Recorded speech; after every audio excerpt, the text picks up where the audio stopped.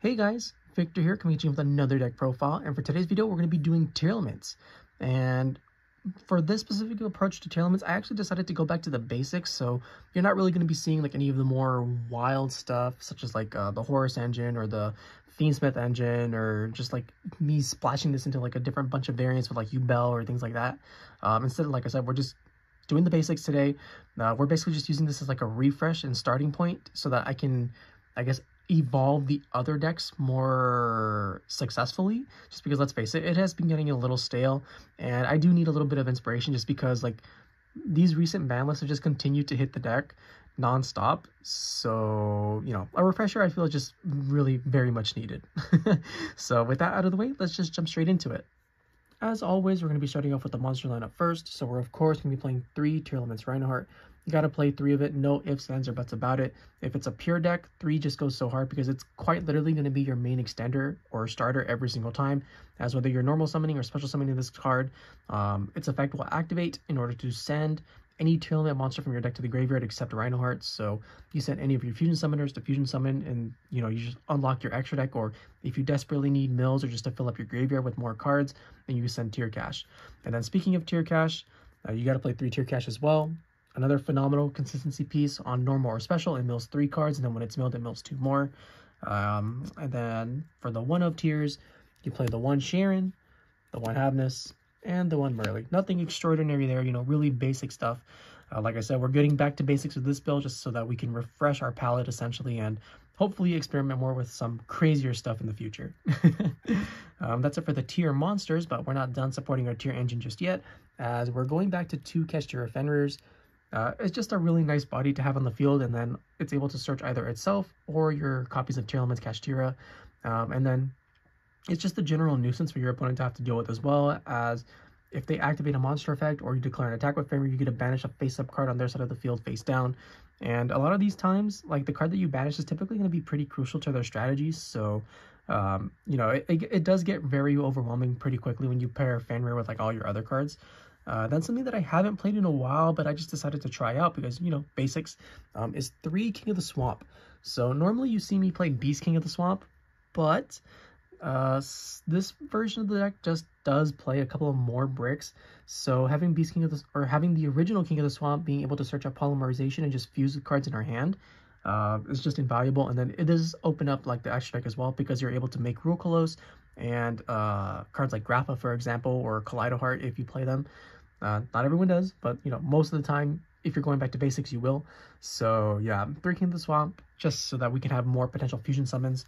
And then for the other 3 of monster that supports our engine but isn't a tier card, we're playing 3 Destiny Hero Malicious. So since we're not including the Fiendsmith engine in this, I decided to go back to Malicious. And while he's not as nearly as effective because we lost Beatrice, he's still, you know, relatively fine. It's a dark monster, so you can always fusion summon him away to make potentially like a Mudragon or Destiny Hero Dangerous. We still have Pilgrim Reaper or Wave Hiking Caesar, so you know, the rank 6 plays are there. And then just like as like a general extender too for your link plays, for your link 2s, or potentially if you play like link 3s or link 4s, just having additional fodder with Malicious is always appreciated.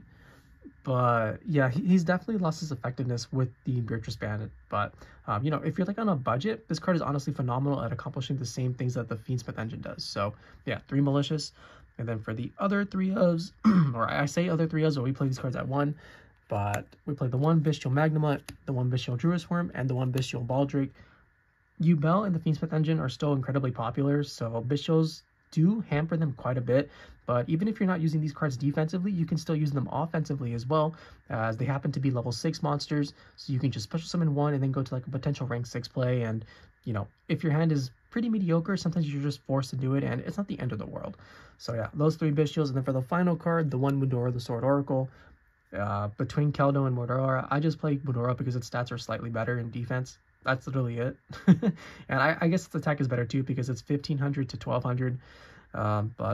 Yeah, I don't really want to play more than 1 in the main deck just because you do brick on these pretty hard, and because we play cards like the Destiny Hero Malicious, we tend to brick a little bit more than normal. If we would be playing like the more experimental versions, and since we don't play Horus either, right? So our discard outlets are pretty limited. And with that, that's the monster lineup, and now we can finally move on to the spell and trap portion. Now that we're on the spell and trap portion, we're of course going to be playing 3 Primeval Planet Perlereino. There's literally no reason not to, just because on activation, it searches any tier monster. If a tier monster gets shuffled back into the deck, it gets to pop a card, and then it boosts all your tiers and fusions by 500 attack. So, yeah, you know, phenomenal card is phenomenal. No surprises there. For the next card, though, we'll be playing 3 Tearlaments Scream. This pairs really well with Reinoheart, and all it does is when a monster is normal or special summoned and you control a face-up Tearlament monster, you get to mill 3 cards. So that activates on your turn, and it activates on your opponent's turn. So even if your hand is like mediocre and you don't really mill anything, you're at least going to be able to play during your opponent's turn as soon as they commit a monster. Kind of like with Fluanderies in their field spell, right? Where your opponent's going to be a little less tempted to normal summon unless they absolutely have to. Or unless they feel confident that they can actually deal with it, because they don't want to make you mill even more additional cards. But yeah, this card is just a really good general consistency piece. And then, as if that wasn't good enough, after this effect resolves, all of your opponent's monsters lose 500 attack and defense. And not only that, but when it's sent to the graveyard by card effect, you're able to search your deck for any Tearlament trap. So, you know, just a really good, solid card. And then for the final 3 of spell, we're playing 3 Triple Tactics Talent. You can play Droplet, you can play Talent, you can play Dark Ruler. It really doesn't matter.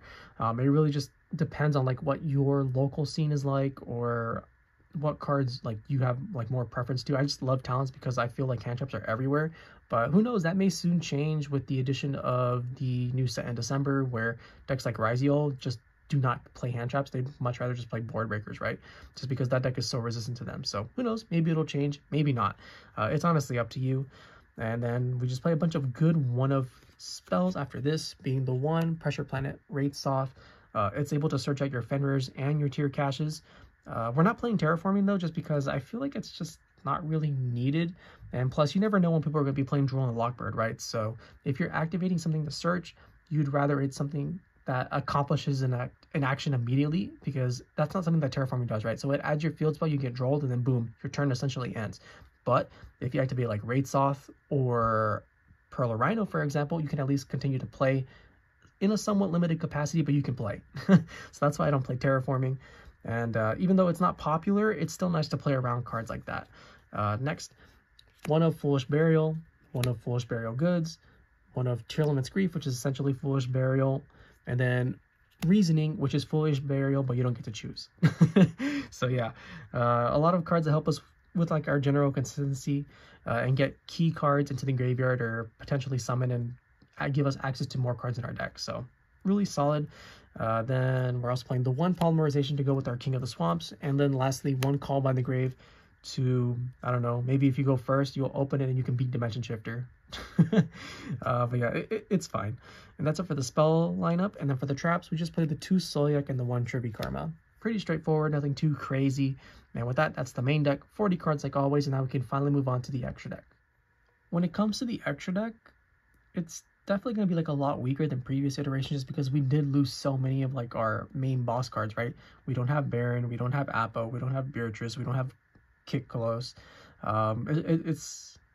It's suffering being a Tearlament player in the modern TCG. But even so, I still feel like it's solid enough and can get you like it can accomplish your game plan as smoothly as possible with the cards that we do play. So with that in mind, we're playing the 1 Barricadeborg blocker. This is something that you don't really see much often anymore, but it's essentially just there to discard bricks in our hand and get them into the graveyard, right? So it discards your Trivikarmas, it discards your Maliciouses, it discards your Shufflers, whatever.